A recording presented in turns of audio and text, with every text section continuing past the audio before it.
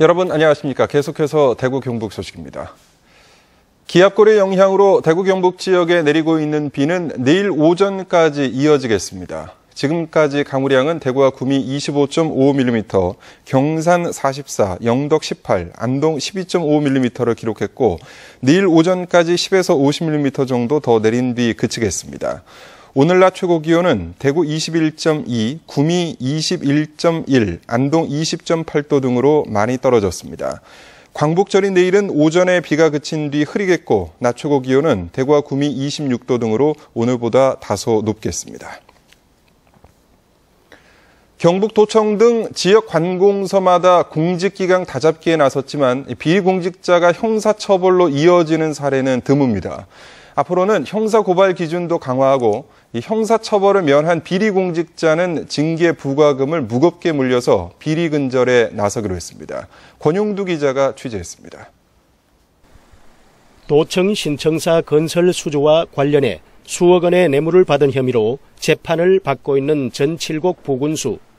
1심에서 벌금과 추징금만 10억 원 이상을 선고받았지만 행정처벌 성격의 징계 부과금까지 물어야 할 처지입니다. 경상북도는 2심 재판 후 징계위원회를 열어 징계 부과금을 결정할 계획인데 액수는 재판 결과를 참조해 과잉 처벌 논란이 없는 선이 될 것이지만 공직사회의 비리 근절에 강력한 의지는 전달될 것으로 보고 있습니다.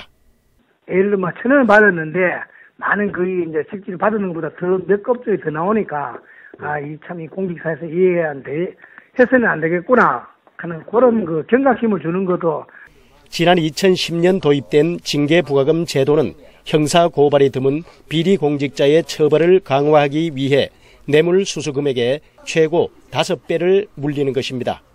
경상북도는 지금까지 5건에 900여만 원의 부과금을 물렸으며 경북교육청과 경찰청도 형사 책임을 면한 비리 공직자에 대해 뇌물수수 금액의 2~3배 정도 징계 부과금을 물리고 있습니다.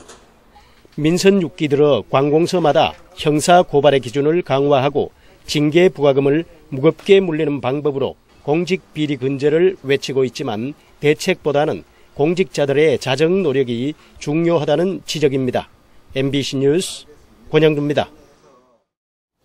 대구 환경운동연합이 낙동강 재자연화를 촉구했습니다. 대구 환경운동연합은 어제 실시한 낙동강 정기 모니터링에서 화원유원지 삼운진교 인근에서 4, 5급수 이하의 강물에서도 살아가는 붕어와 잉어 등이 죽어 떠 있는 것을 목격했다며 낙동강 수질 상태가 심각하다고 주장했습니다. 최근에는 독성 남조류가 번성하고 바위 틈이나 수초, 고사목 주변을 큰빛 이끼벌레라는 외래종 태형 동물이 차지해 물고기 서식처를 잠식하고 있다며 변화된 낙동강에 대한 원인을 밝히라고 요구했습니다. 그저께 발생한 경산 살인 사건은 중고차 환부를 둘러싼 갈등이 범행 동기인 것으로 드러났습니다.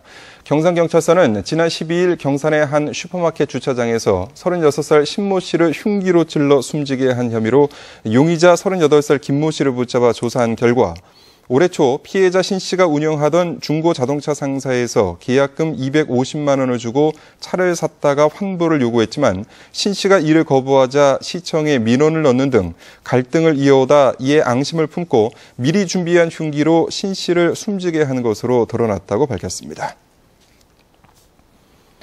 대구에 배치된 119 구급차 가운데 환자에게 인공호흡을 자동적으로 하도록 만들어주는 장치인 자동 심폐소생기와 공기호흡기 세트 같은 주요 구급 장비를 보유한 구급차가 한 대도 없는 것으로 드러났습니다.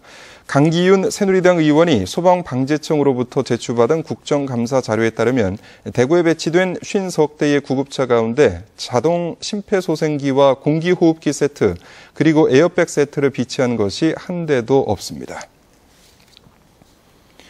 지방의회가 의원들의 청렴성을 강화할 행동 강령을 만들지 않고 있습니다. 국민권익위원회가 4년 전부터 행동 강령 제정을 권고하고 있지만 지방의원들에게는 속위의 경읽기인가 봅니다. 김기영 기자가 취재했습니다. 기초나 광역의원은 국회의원 등 다른 선출직에 비해 주민과 접촉이 잦은 만큼 지연 학연에 따라 의사결정이 영향을 받거나 접대나 청탁, 부적절한 예산 사용 등 부작용이 상대적으로 클 수밖에 없습니다. 이에 따라 국민권익위원회는 지난 2010년 지방의회 의원 행동 강령 제정을 권고했습니다. 하지만 경북 동해안에서는 영덕과 울진, 울릉군 의회가 제정한 반면 포항과 경주시 의회는 여태 나몰라라 하고 있습니다. 최근 경주시 의회 초재선 의원 16명이 제정을 요구하는 서명을 의장단에 전달했지만 반려됐습니다. 2013년 8월 8일 6대 후반기 의장단 간담회에서 행동강령 조례 제정은 타 지자체에서 소극적이니 향후에 검토하자고 결론을 내렸다는 사실을 알았습니다. 포항시 의회는 관심을 가지는 의원이 아예 없습니다. 시민들로 봐서는 당연하게 해야 되는 그런 상황인데, 네. 그 이제 서로 좀 뭐라 그럴까 좀 나쁘게 이야기한다면 그 눈치를 좀 본다 그럴까 뭐 그런 수준으로 보시면 될 겁니다. 지난 6대 경주시 의회는 의장 2명이 허위 공문서로 출장비를 타낸 혐의 등으로 벌금형을 받는가 하면 2명은 의원직 상실, 비례대표는 의원직 나눠먹기 등으로 시민들로부터 지탄을 받았습니다. 의원 행동 강령이 제정된다면 이 같은 부패는 어느 정도 견제받을 것으로 보입니다. 의회가 출범한 지 한 달이 지났지만 의원들은 자신의 권익에만 민감할 뿐 유권자의 바람은 아랑곳하지 않습니다.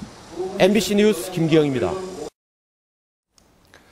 제69주년 광복절인 내일 지역에서도 경축 행사가 다채롭게 펼쳐집니다. 경상북도는 내일 오전 김천시 문화예술회관에서 애국지사와 보훈 관련 단체장 등이 참석한 가운데 광복절 경축 행사를 갖고 독도 선착장에서는 태권도 시범과 플래시몹 행사를 갖습니다. 대구시도 내일 오전 대구문화예술회관에서 광복절 경축 행사를 갖고 호국 사진과 나라권 무궁화를 전시하는 한편 정오에는 국채보상운동 기념공원에서 달구벌 대종 타종 행사도 갖습니다. 지금까지 대구 경북 소식이었습니다. 고맙습니다.